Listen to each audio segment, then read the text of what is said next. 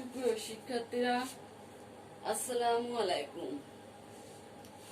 ধামরাই সরকারি কলেজের অর্থনীতি বিভাগের মাস্টার্স শেষ বর্ষ এবং অনার্স তৃতীয় বর্ষের প্রিয় শিক্ষার্থীরা, আশা করছি তোমরা সবাই ভালো আছো, সুস্থ আছো।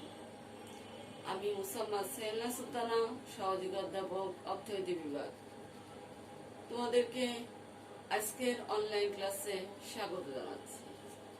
আজকে আমি তোমাদের জন্য ম্যাক্রো ইকোনমিক্সে আপেক্ষিক আয় উপসিদ্ধান্ত বা রিলেটিভ ইনকাম হাইপোথিসিস নিয়ে আলোচনা করব। আপেক্ষিক আয় উপসিদ্ধান্ত বা রিলেটিভ ইনকাম হাইপোথিসিস এর প্রবক্তা হচ্ছেন জেমস ডুসেনবেরি। স্বল্পকালীন অআনুপাতিক ভোগ অপেক্ষক এবং দীর্ঘকালীন আনুপাতিক ভোগ অপেক্ষকের মধ্যে আপাত বিরোধিতার সমাধান দিতে গিয়ে 1949 সালে জেমস ডুসেনবেরি যে বক্তব্য প্রদান করেন তাই অর্থনীতিতে আপেক্ষিক আয় উপসিদ্ধান্ত নামে পরিচিত। আপেক্ষিক আয় উপসিদ্ধান্ত অনুসারে মানুষের ভোগ ব্যয় স্বল্পমেয়াদী আপেক্ষিক আয় দ্বারা প্রভাবিত হয়, পরম আয় দ্বারা নয়।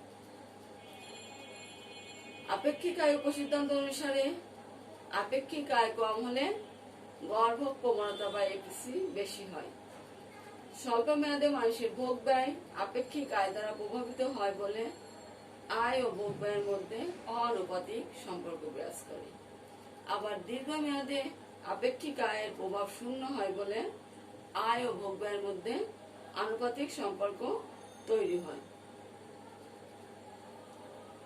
তাহলে দেখা যাচ্ছে প্রিয় শিক্ষার্থীরা, আপেক্ষিক আয় উপসিদ্ধান্ত অনুসারে মানুষের ভোগ ব্যয় নির্ভর করে আপেক্ষিক আয়ের উপর।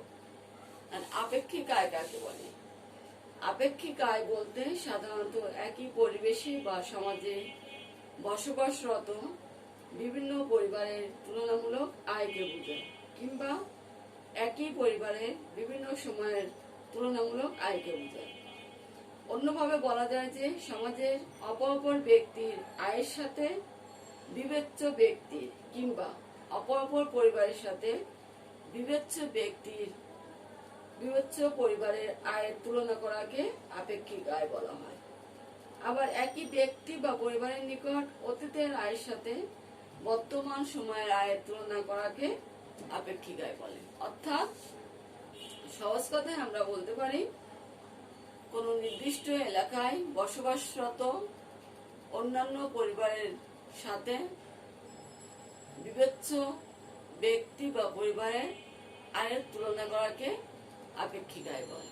আবার কোন নির্দিষ্ট ব্যক্তির ক্ষেত্রে তার পূর্ববর্তী আয়ের সাথে বর্তমান আয়ের তুলনা করাকে আপেক্ষিক আয় বলা হয়।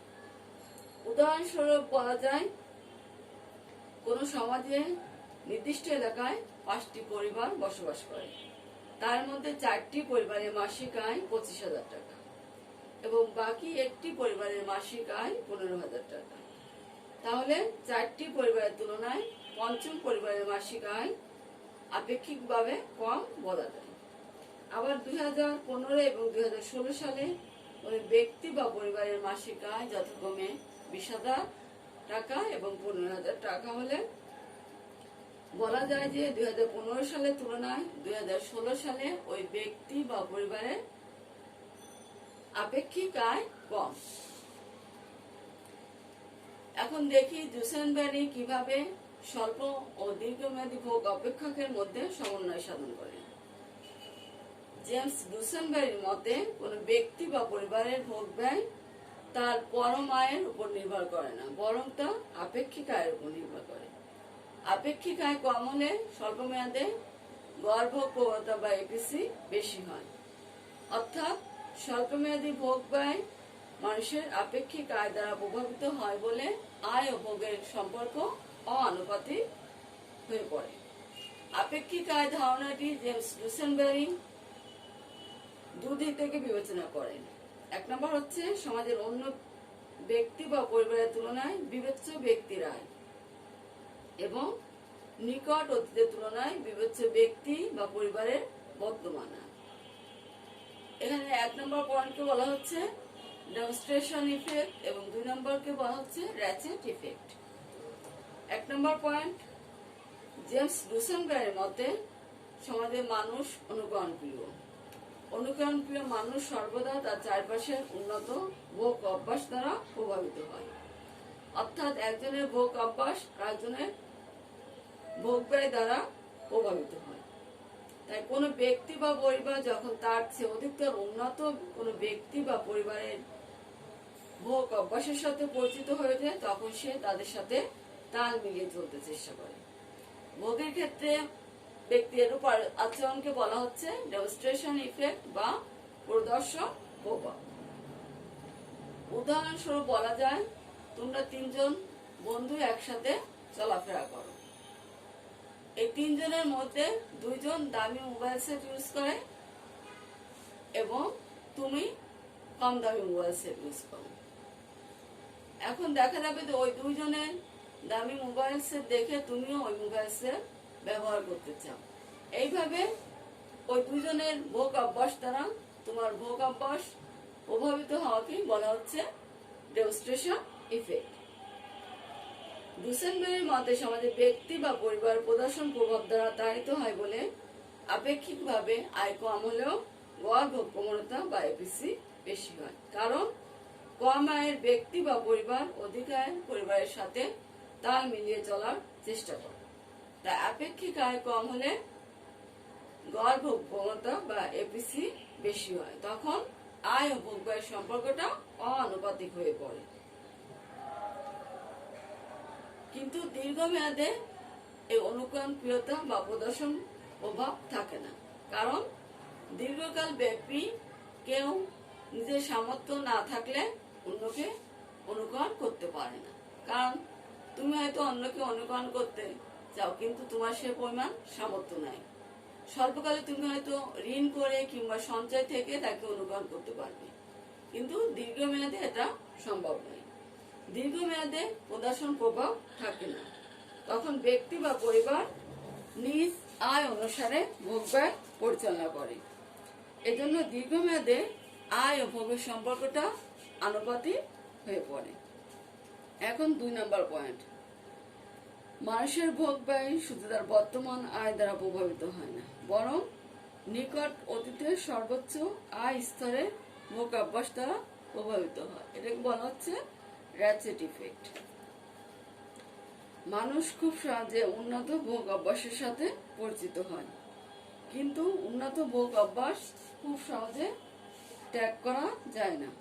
তাই সর্বোচ্চ আয় স্তরে যে ভোগ অভ্যাস গড়ে ওঠে, আয় স্তর কমে গেলেও মানুষ পুরনো ভোগ অভ্যাস বজায় রাখার চেষ্টা করে। ভোগের ক্ষেত্রে মানুষের এরূপ আচরণকে বলা হচ্ছে র্যাচেট ইফেক্ট।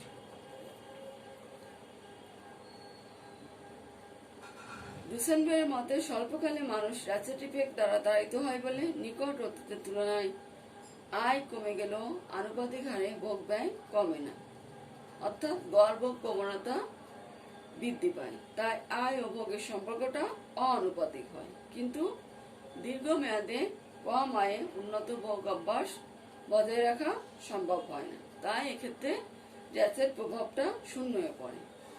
ফলে দীর্ঘমেয়াদে আয় ও ভোগের সম্পর্ক আনুপাতিক হয়। অর্থাৎ তোমার ইনকাম যখন বেশি ছিল, তুমি যে ধরনের ভোগ অভ্যাস দ্বারা পরিচালিত হতে, আয় কমে গেলে তুমি কিন্তু সেই ভোগ অভ্যাস খুব সহজে কমাতে পারবে না। তুমি আস্তে আস্তে তোমার ভোগটা কমাবে। স্বল্পকালে হয়তো কিছুদিন ধরে তুমি ওই অভ্যাস অনুসরণ করতে পারবে, কিন্তু দীর্ঘমেয়াদে সেটা সম্ভব না।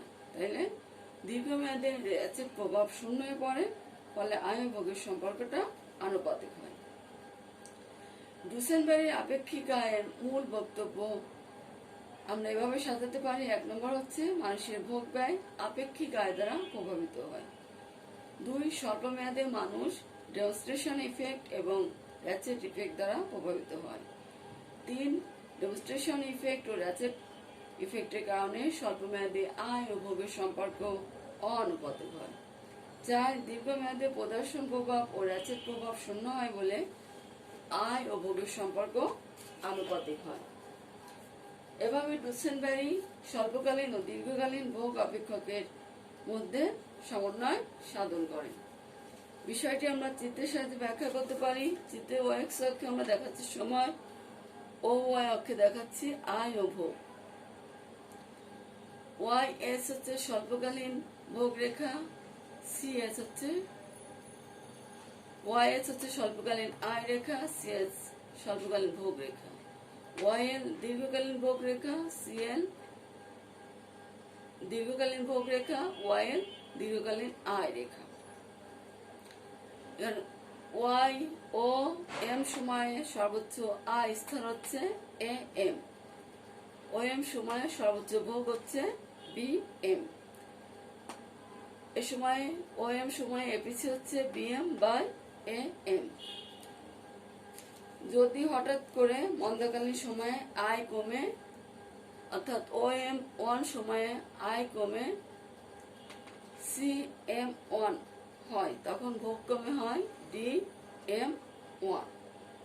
এখানে দেখা যাচ্ছে যে আয় যে হারে কমেছে ভোগ সে হারে কমেনি, কারণ এখানে ব্যক্তি র্যাচেট ইফেক্ট দ্বারা তাড়িত বা প্রভাবিত হচ্ছে। এখানে তার আয় কমে গেলেও সে অতীতের ভোগ অভ্যাস দ্বারা তাড়িত হয় বলে সে অতীতের ভোগ অভ্যাস ধরে রাখতে চায়। ও এম সময়ে এপিসি হচ্ছে বিএম বা এম, ও এম ওয়ান সময়ে এপিসি হচ্ছে D M one by C M one. অর্থাৎ এখানে D M one by C M one greater than B M by A M. অর্থাৎ আয় বাড়লে এপিসি কমে, আয় কমলে এপিসি বাড়ে। তাই স্বল্পকালে ভোগ আয় ও ভোগের সম্পর্ক হচ্ছে অআনুপাতিক, কিন্তু দীর্ঘকালীন আয় রেখা এবং দীর্ঘকালীন ভোগ রেখা হচ্ছে সমান্তরাল। অর্থাৎ এখানে আয় ও ভোগ একই অনুপাতে উঠানামা করে, অর্থাৎ আয়ের সাথে ভোগ ব্যয়ের সম্পর্ক হচ্ছে আনুপাতিক। এখানে দীর্ঘকালে হচ্ছে এপিসিটা স্থির, কিন্তু স্বল্পকালে হচ্ছে এপিসি পরিবর্তনশীল। দেখা যাচ্ছে যে ডুসেনবেরি আপেক্ষিক আয় ধারণা থেকে ডেমনস্ট্রেশন ইফেক্ট এবং প্যাচেট ইফেক্ট এই দুটি ধারণা প্রবর্তন করেন। স্বল্পকালে ব্যক্তি বা পরিবার ডেমনস্ট্রেশন ইফেক্ট এবং র্যাচেট ইফেক্ট দ্বারা তাড়িত হয় বলে আপেক্ষিক আয় কম হলেও এপিসি বেশি হয়। আয় ও ভোগের সম্পর্ক অআনুপাতিক হয়। আবার দীর্ঘমেয়াদে উক্ত দুটি প্রভাবই শূন্য হয় বলে আয় ও ভোগের সম্পর্ক আনুপাতিক হয়। এভাবে ডুসেনবেরি স্বল্প ও দীর্ঘমেয়াদী ভোগ অপেক্ষকের মধ্যে আপাত বিরোধিতা সমন্বয় সাধন করে।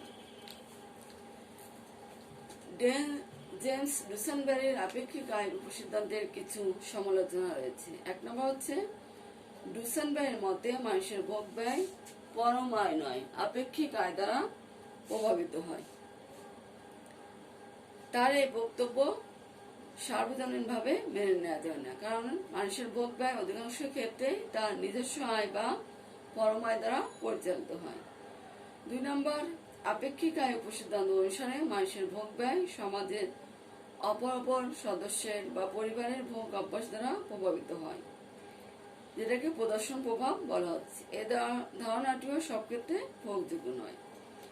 3 নম্বর, আপেক্ষিক আয় উপসিদ্ধান্ত অনুসারে ভোগ ব্যয় বর্তমান আয় দ্বারা প্রভাবিত হয় না, বরং অতীতের সর্বোচ্চ আয় ও ভোগ অভ্যাস দ্বারা প্রভাবিত হয়। এই ধারণাটিও একপেশে এবং সংকীর্ণ।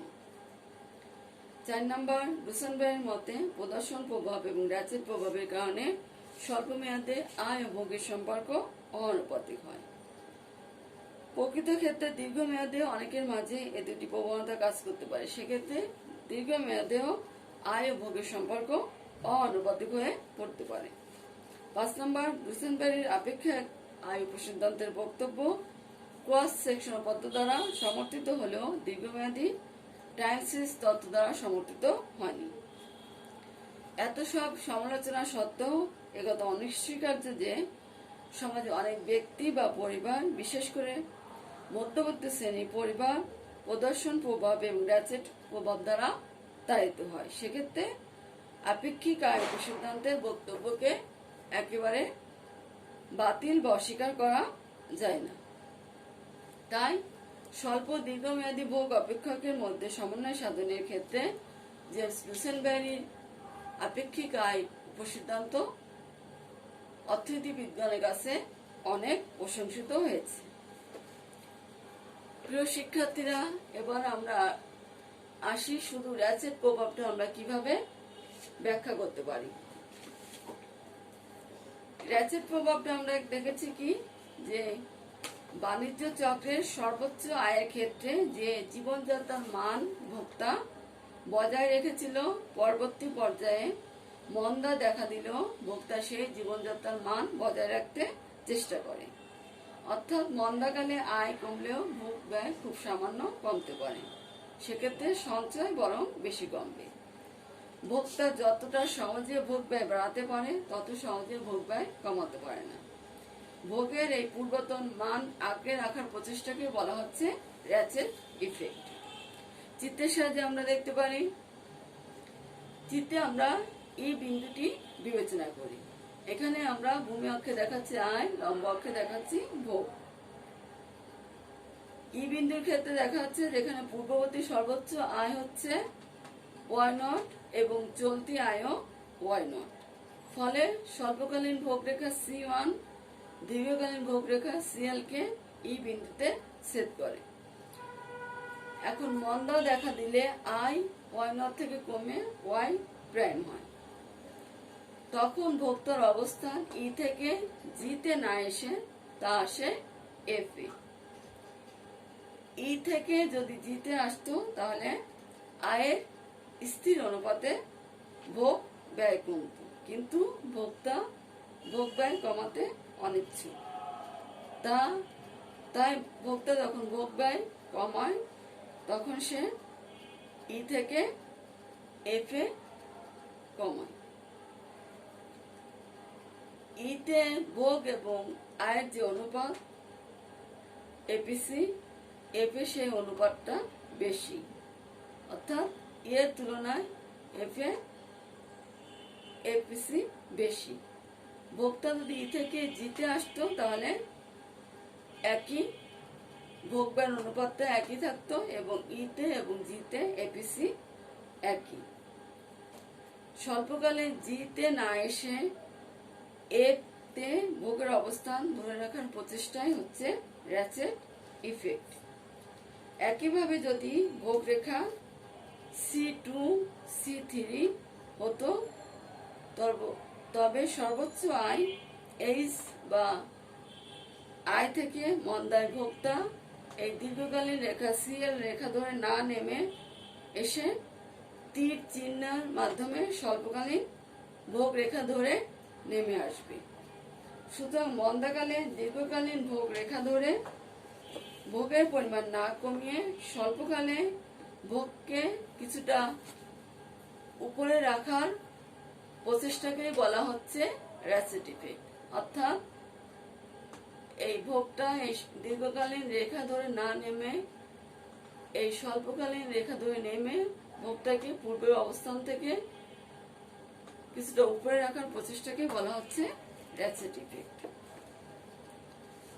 অন্যভাবে বলা যায় যে নির্দিষ্ট সর্বোচ্চ আয়ের নিচে আয় নেমে গেলে ভোগ ব্যয় খুব সামান্য হ্রাস পায়, তা র্যাচেট ইফেক্টের ফলে। ডুসেনবেরির বক্তব্য থেকে বলা যায় দীর্ঘকালে ভোগ ব্যয় এবং আয়ের সম্পর্ক স্থির আনুপাতিক হলেও স্বল্পকালে সেই অনুপাত আয় ও ভোগ ব্যয় সেই অনুপাতটা স্থির থাকে না।